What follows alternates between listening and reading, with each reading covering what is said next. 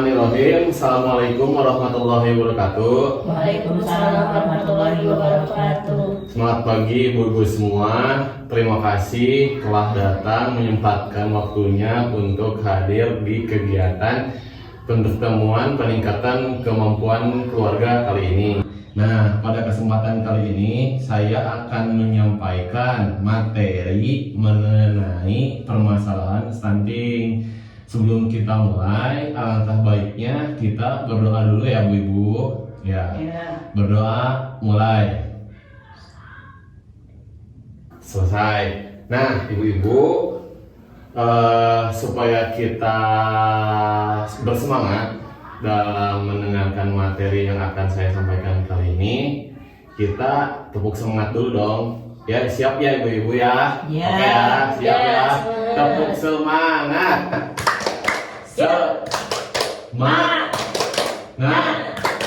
Semangat. Oke, makasih ya Ibu-ibu.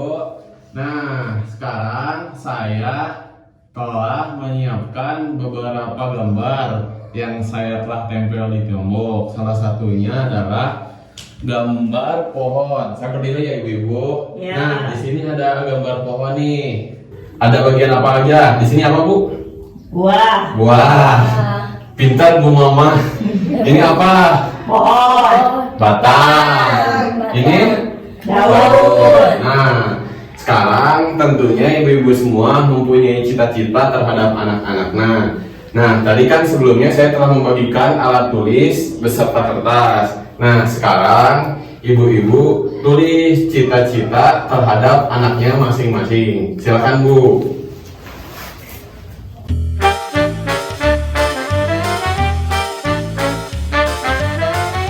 Udah ya, saya tempel di pohon.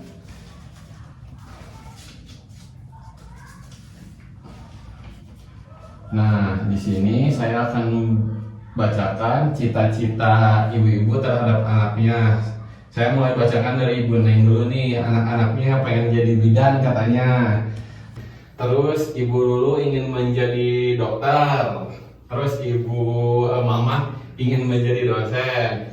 Nah, selanjutnya menurut ibu-ibu nih, untuk mewujudkan cita-cita anak-anaknya, apa yang harus ibu lakukan? Misal, gimana sih caranya? Harus menyiapkan apa? Harus memberikan dorongan motivasi seperti apa yang harus ibu-ibu lakukan? Nah, nanti ibu-ibu tulis kembali di kertas untuk kemudian saya tempelkan kembali di pohon yang ada di depan. Nah, nanti ibu-ibu tulis lagi ya. Ya. Nah, saya bagikan, tolong ibu dulu dibagikan.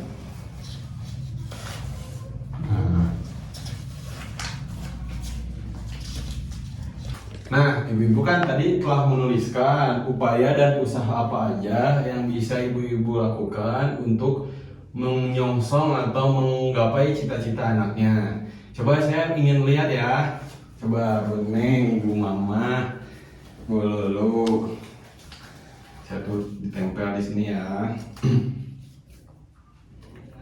Nah, tadi saya baca satu-satu nih. Menurut Ibu Neng, doa, terus kasih semangat, memberi yang terbaik bagi anak, memberikan gizi. Untuk kemudian Ibu Lulu, dukungan orang tua seperti memberikan makanan, asupan gizi, berikhtiar, berusaha, betul. Kemudian doa, memfasilitasi anak sekolah, memberikan biaya, memberikan gizi terbaik. Nah, rata-rata jawaban kan di sini tentunya berkaitan dengan gizi dan pemenuhan dorongan selaku orang tua terhadap anak. Nah, artinya apa? Di sini kita bisa lihat bahwa ada akar, ada batang, ada pohon, kemudian menghasilkan buah. Kenapa demikian? Karena akar merupakan motivasi atau dorongan terkuat bagi anaknya menggapai buah. Buah itu di sini direpresentasikan sebagai anak. Nah, ibu-ibu, dukungan moral, doa, pemenuhan gizi akan berdampak baik terhadap pemenuhan gizi anak sehingga anak sehat dan berprestasi. prestasi kaitannya dengan pemenuhan atau penggapaian prestasi mungkin di masa yang akan datang. Jadi doa, gizi, pemenuhan gizi serta dukungan moral yang diberikan oleh ibu-ibu semua berpengaruh terhadap keberlangsungan atau penggapaian cita-cita di masa yang akan datang. Sebelumnya ibu-ibu pernah mendengar stunting nggak? Pernah. Apa itu stunting? Kekurangan gizi. Kekurangan gizi. Nah, betul ibu-ibu. Saya jelaskan sedikit ya. Stunting adalah ketidaksesuaian tumbuh kembang anak dengan anak di usianya. Di sini saya telah menggambarkan beberapa contoh ibu. Nah, di sini kan ada 2 anak nih. Nah, menurut ibu apa perbedaannya di sini? Yang satu kekurangan, yang satu normal. Betul ya, bagus Bu Mama. Nah, di sini ada 2 nih. 1 anak dengan tingginya di bawah rata-rata dan 2 anak yang tingginya normal. Nah, stunting itu menyebabkan keterlambatan tumbuh kembang anak sesuai dengan usianya. Stunting itu ada beberapa penyebabnya Bu. Pertama, kekurangan gizi. Kedua, penggunaan fasilitas buang air besar dan buang air kecil yang buruk. Ketiga, penyakit yang virus yang menjangkit si anak secara terus-menerus. Nah, ini pun stunting bisa menjangkit terhadap anak bahkan pada usia kehamilan atau 1000 hari pertama kehidupan. Dari semenjak ibu hamil sampai usia 2 tahun. Nah, ibu-ibu, selanjutnya saya akan menjelaskan penyebab dan dampak stunting bagi anak-anak ibu di rumah atau di lingkungan sekitar. Ibu-ibu semua, sebelum melanjutkan ke materi yang selanjutnya, ada yel-yel dulu nih sedikit dari saya.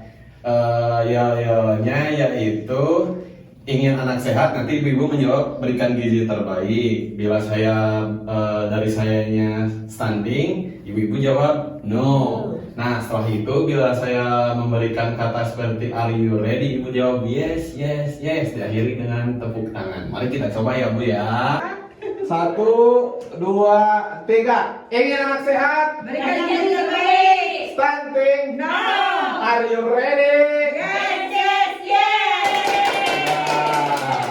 Terima kasih ibu-ibu. Nah, selanjutnya di depan saya telah membagi 2 tabel, penyebab tidak langsung dan penyebab langsung terjadinya stunting terhadap anak. Saya akan beri ulasan sedikit nih. Penyebab langsung itu penyebab yang berkaitan dengan si anak langsung Bu. Jadi misalnya dari makanan, dari seberapa dia bersih apa tidaknya ketika buang air besar atau buang air kecil, ataupun penyakit yang terus menyerang si anak. Untuk yang kedua, penyebab tidak langsung yaitu berkaitan dengan faktor yang dari luar, semisal kasih sayang yang kurang ataupun kualitas lingkungan yang buruk, ada macam-macam. Nah, nanti ibu klasifikasikan nih, ibu membuat penyebab langsung dan penyebab tidak langsung. Nanti ibu bisa berdiskusi dengan ibu-ibu yang ada di sini. Nah, saya akan membagikan kertas. Nanti ibu jawab nih apa penyebab langsung dan penyebab tidak langsung. Bila nanti ada yang kurang dipahami, ibu-ibu bisa bertanya kepada saya. Siap ya? Ya. Oke, sekarang ibu-ibu coba tulis di kertas yang telah saya sediakan tadi. Silakan. Nah, ibu-ibu, tadi kan ibu-ibu telah menjawab penyebab langsung dan penyebab tidak langsung. Mari kita diskusikan.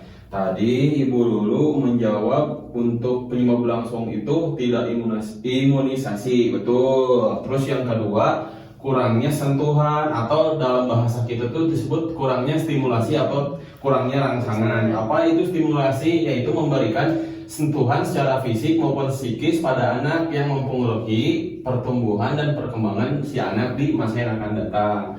Terus Bu Neng tadi menjawab kurang gizi untuk langsungnya. Terus perilaku kebersihan atau lingkungan yang jorok. Oke, betul. Yang ketiga Ibu Mama menjawab penyakit. Oke, bisa itu. Atau tidak langsungnya kurangnya kasih sayang sama ya. Oke, berarti secara umum ibu-ibu bisa membedakan penyebab langsung dan penyebab tidak langsung dari stunting, di mana penyebab langsung itu berkaitan dengan gizi, berkaitan dengan pola pemberian ASI pada anak ataupun pemberian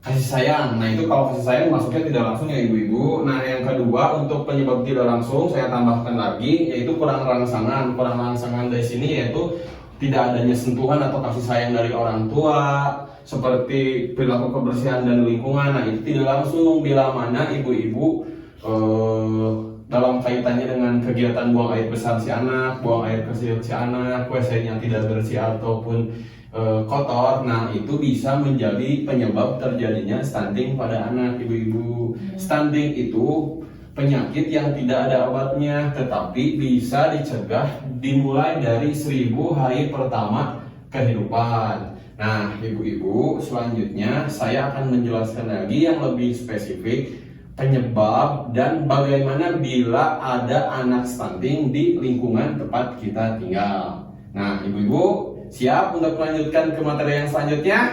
Siap. Oke, mari kita lanjut. Ibu-ibu, setelah tadi kita membahas tentang apa itu stunting, dampak penyebab stunting. Nah, kali ini saya akan melanjutkan ke dampak stunting bagi anak-anak kita, ibu-ibu. Ada beberapa dampak stunting bagi anak-anak kita kelak, seperti pertumbuhan anak terhambat, dalam artian tumbuh kembang anak tidak normal seperti anak pada umumnya ibu-ibu. Jadi tingginya kurang, berat badannya kurang, berbeda dengan anak-anak yang mungkin kecukupan gizinya memadai. Selanjutnya adalah daya tangkap menjadi kurang ibu-ibu. Daya tangkap menjadi kurang di sini mungkin anak-anak kurang merespon bila kita mempertanyakan sesuatu. Dalam menjawab pertanyaan kita, anak kurang merespon, berarti kaitannya dengan daya tangkap. Selanjutnya, prestasi anak di bidang akademik menurun. Jadi anak-anak tidak bisa mengikuti mungkin pendidikan yang diberikan oleh gurunya dengan usia sesuai dengan usianya ibu-ibu. Selain itu, anak mudah terserang penyakit, berarti kaitannya dengan metabolisme si anak. Stunting berkaitan dengan 3G, Bu. Apa itu disebut dengan 3G? Yaitu gagal tumbuh, gagal kembang, dan gagal metabolisme. 3G gagal tumbuh di sini yaitu ya anak tidak tinggi dan berat badannya tidak sesuai dengan anak seusianya. Nah, gagal kembang di sini mungkin ya kaitannya dengan perkembangan si anak yang tidak sesuai dengan perkembangan si anak. Dan yang ketiga adalah gagal metabolisme, yaitu anak mudah terserang virus dan penyakit. Sampai sini paham ibu-ibu? Paham. Nah, untuk selanjutnya saya akan membahas bagaimana sih bila ada anak stunting di sekitar kita, apa yang harus kita lakukan. Nah, kita akan coba bahas di sesi yang selanjutnya. Ibu-ibu semua, biar semangat nih. Kalau misalnya saya berbicara hai, ibu-ibu jawabnya halo ya. Begitupun sebaliknya. Saya coba nih. Halo. Hai. Halo. Hai. Hai. Halo. Tepuk tangan dulu dong.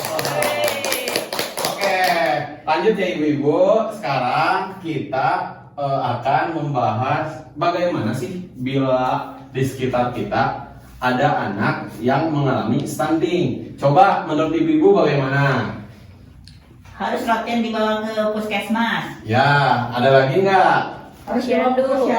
Ya, betul. Ada lagi yang lain? Dikasih gigi. Nah, pemenuhan gizinya dipenuhi ya. Iya. Nah, bila mana ada anak stunting di lingkungan kita, apa sih yang harus kita lakukan? Salah satunya betul tadi apa kata Bu Mama, kita bisa membawa anak tersebut ke puskesmas atau ada yang lingkungan kita mungkin ke kegiatan posyandu. Selain itu, bila ada anak stunting di lingkungan kita bisa melaporkan ke aparat setempat seperti bidan desa atau pendamping PK seperti saya, atau tenaga kesehatan di lingkungan kita, agar intervensi seperti apa nih yang akan kita lakukan agar anak yang stunting bisa kita obati atau bisa kita kasih stimulasi. Nah, ibu-ibu semua, di sini ada tambahan lagi, bila mana ada anak yang stunting di lingkungan kita, jangan sampai kita mengolok-olok mereka karena mungkin kemampuan ekonomi atau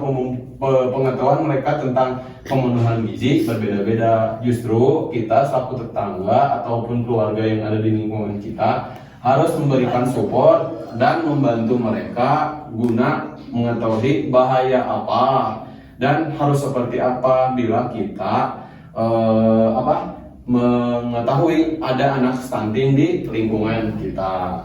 Ibu-ibu, sampai sini ada yang ingin ditanyakan? Apakah cukup sekian? Atau ibu-ibu mau pergi ke sawah sebentar lagi atau berkegiatan? Sudah jelas. Sudah jelas ya, cukup. Sampai akhir sekarang, tadi kita telah membahas beberapa materi ya berkaitan dengan stunting. Seperti apa itu stunting, apa penyebab stunting, dampak stunting bagi anak, dan yang terakhir adalah bagaimana sih bila misalnya ada anak stunting di lingkungan kita. Nah, ibu-ibu, mudah-mudahan dengan materi yang saya sampaikan tadi dapat bermanfaat bagi ibu-ibu, dan mudah-mudahan di lingkungan kita ataupun di keluarga kita tidak anak-anak yang terdampak stunting. Ibu-ibu sekalian, terima kasih atas waktunya. Mudah-mudahan di sesi dan kesempatan lain kita dapat bertemu ya ibu-ibu. Sekian presentasi ataupun pemaparan materi dari saya. Mohon lebih dan kurangnya mohon maaf. Terima kasih atas waktunya. Assalamualaikum warahmatullahi wabarakatuh. Waalaikumsalam warahmatullahi wabarakatuh. Iya.